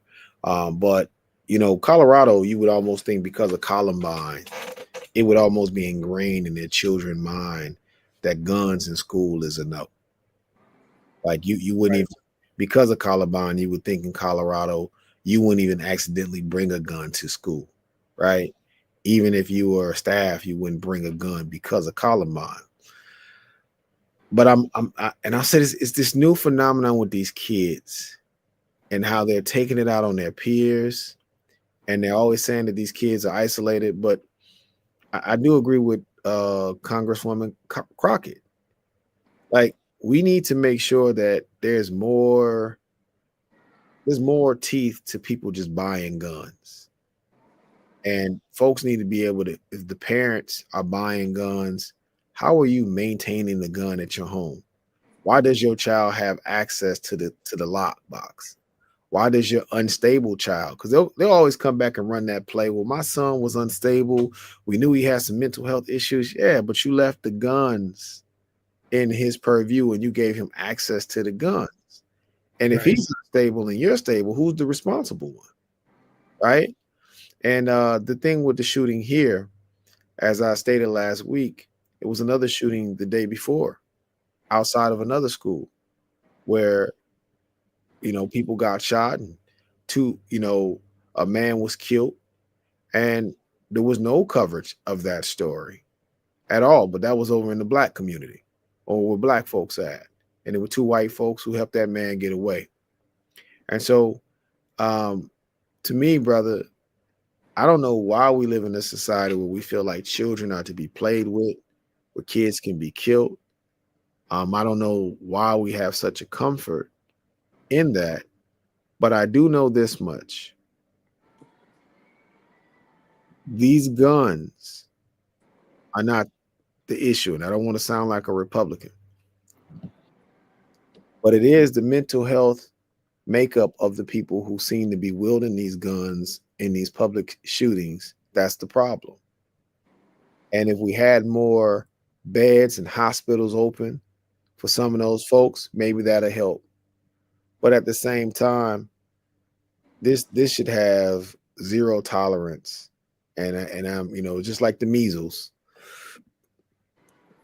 it should be some type of vaccination of this type of stuff. And I'm not talking about actual vaccine, but culturally, this should be taboo. Period. What you think, brother Rodney? Well, I think guns are not going anyplace. Hmm. And until you can get the Republicans out of control and influence in the House, there will be no laws of any consequence to change anything. There will be no more mental health because they're cutting mental health along with other health, just like they're cutting vaccines. Yeah. Yeah, Because they and need we, them tax cuts to go through. They ain't got so no money. uh, the economy is, I mean, the R word is raising its head, and rightfully so, and it's predictable. Mhm. So unless you're able to unseat the MAGA people, Hmm. because that's what the Republican Party is. It's the MAGA party, a Yeah. party of fascists and Nazis. And a Hmm. part of what Nazis do, fascists do, is they take over the government and then they funnel the money to themselves and their cronies. So they're doing what they want to do. That is the plan. And it is to make other people worse off because then they can meter out to whom they want and get curry greater favor from them. That gives them more power and more control. Hitler did the same thing. I mean, it's just a playbook. That's what happens. So I just think that there's going to be a continuation of what we're seeing. And I just don't have confidence in the Democrats that they're going to do much more than what they're doing unless the people push them to do something more. I don't see that. It's like the Democrats got neutered at some point and never figured out how to grow them back. So unless they can get a transplant, and I don't know who's giving theirs up, but unless they can get a transplant, I just see the Democrats going along as they've gone along.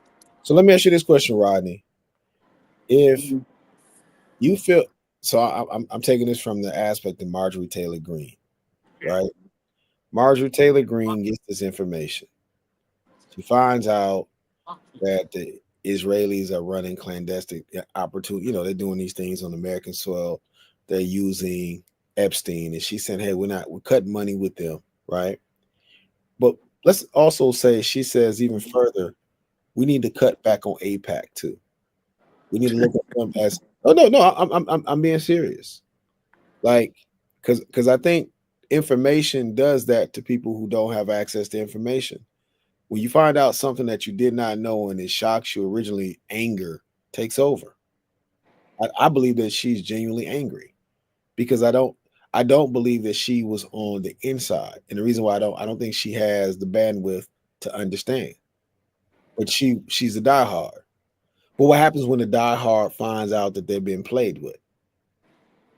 And I'm asking that question because I'm saying it all. The only people that can save the MAGA party is the Democrats. I'm gonna say that again. The only people that can save the MAGA party is the Democrats. Because Mm. I believed after George Bush, the only people that saved the Republican Party was the Democrats. I believe after Trump lost the first time, to Biden, the only party that could save the Republicans were the Democrats.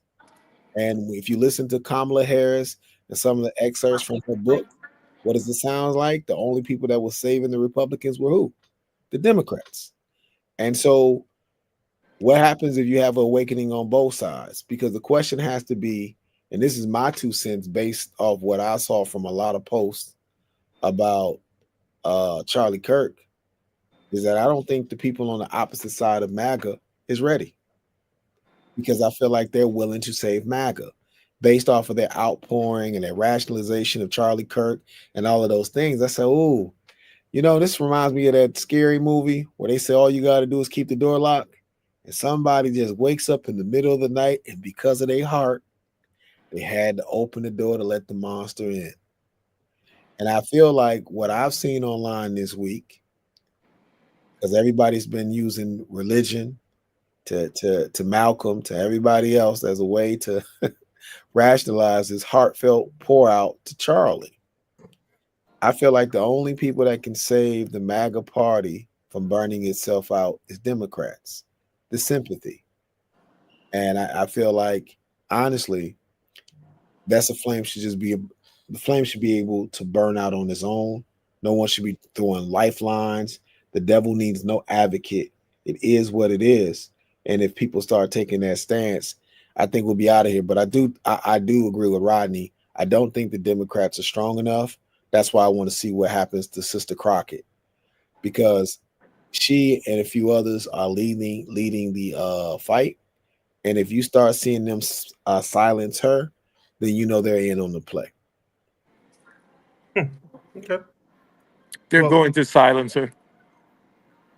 then we should then at that point right there we should know they're in on the play, because that's the only way that it plays out. That's the only way that it can play out is if you start silencing those people, because Trump is trying to silence the Republicans who are already saying that no, we want to have this conversation, we want to do this, we want to do that.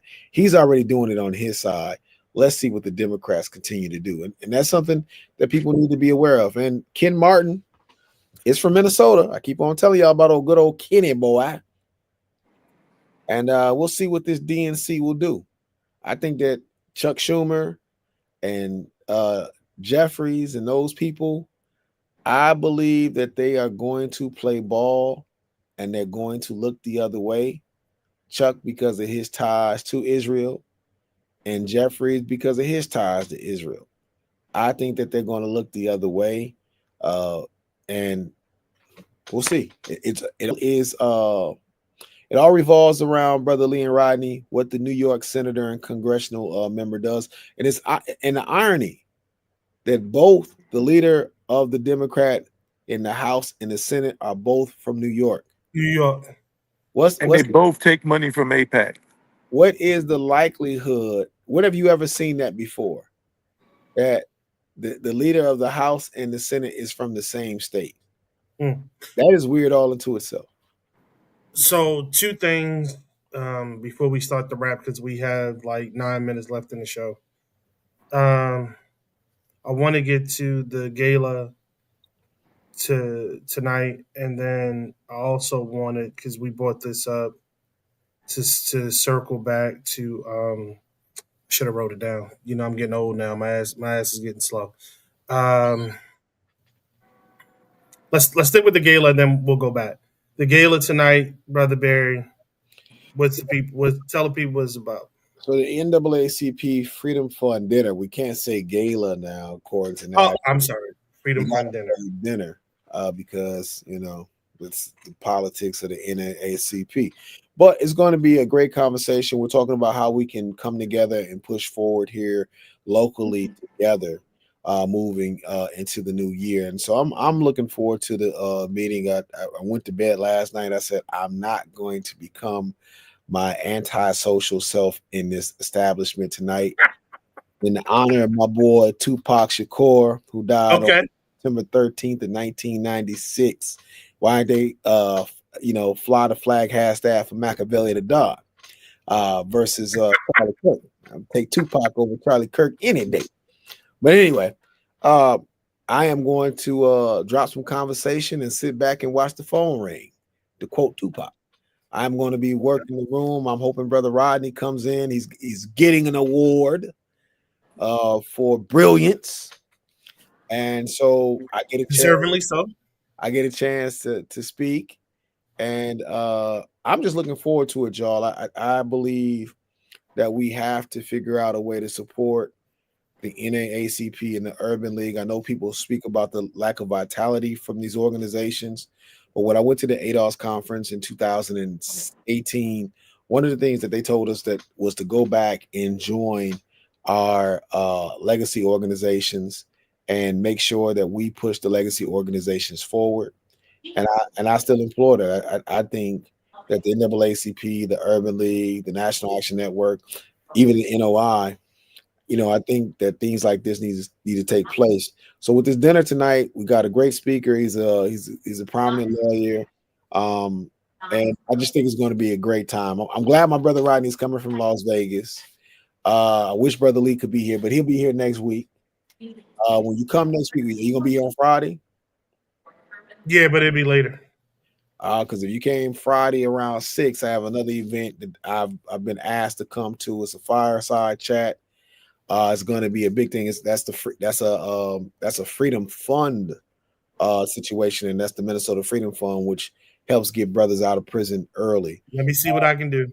But I say all that to you all to say that it's a lot that's happening. And boy, Rodney, boy, if you'd have got here earlier, they having the Shelby Jazz Fest over there in the Rondo area where we were at. They're having this African dinner inside of Brooklyn Park, which is not too far from Brooklyn Center, right where we do the food drop. So there's a lot happening, but I will say this: if you're listening and you're in the Twin Cities, Tap in and tune in to these legacy organizations. I know that there's other organizations out there, but I can tell you, as the vice president of the Minneapolis NAACP, when people are violent, when their civil rights are violated, they contact us. And I always find it You odd first. that you guys put money into everything else, but the church that you asked to bury you, that your funeral got to be at, and the legacy organizations that you asked to fight on your behalf. These organizations, and I'm not trying to throw no shade, of professionals that always coalesce around each other. When it's time to protect something black, they're never nowhere to be found. They seem to have all of the degrees and all of the money, but the math ain't mathing in how they are using that power that they're amassing. Tap into the legacy organizations, y'all. 4 minutes left. Rodney, what you got? Well, it was a surprise. I found out on my way to Wisconsin that I was going to get the award tonight, and so that was a shocker. But I appreciate it. I'm looking forward to seeing it. Um, them organizing. We're organizing here in Vegas. I belong to a few groups that are coming together individually, and hopefully we'll be able to bring those groups together. So organizing is taking place. I hope whoever's listening to us, that you're organizing where you are, because it may take you to be the one to start it. Yeah. So, again, it was amazing to be away, but it's even better to be back. It's always nice to share time with you, brothers. We do miss our sister in the struggle, Sister Rashi. We do miss you. Hopefully, we can all get back together next weekend. But it was nice just to bring the peoples the word and get the information out to them. Look, it gonna get tough out here. It gonna get tough. You know, I was at the Costco the other day. They had some MREs in that monster, 150 something servings for like $70. I was like, yeah, I need to get another one of those. You know, you just never know, man. It's gonna get tough out here. You know, get your bullets, get your food, get your mind right, get your finances right as best you can. Rodney says all the time, keep some cash on you because you never know when this thing is going to pop. Get your You know, family right. yes, yes, yes, yes, yes, yes. So I am headed to the hip hop honors banquet tonight. That is on my list of things to do. So I'm back in New York. I am very happy. Yes, I am very happy to be home. Whenever I get an opportunity to come home, I'm going home. So I'm definitely happy to be home. I got a sitting reservation at Melba's a little later on today, so I get me some food and then I'll go do that and be up. The blessing with that is I can be here all night because the last time I did this, I had to leave. I had to work on the dag on the next morning, so it's nice to do that. But that is what it is, kids. Hey, thank everybody for listening live and those who listen later. As we always say about this time, if ain't nobody, that's not true. Please follow us subscribe to the YouTube channel, continue to follow us and support us on Instagram and Facebook. But as we always say about this time, if ain't nobody told you that they love you, we damn sure do. Ain't nothing you can do about it. Until next week, family. Peace.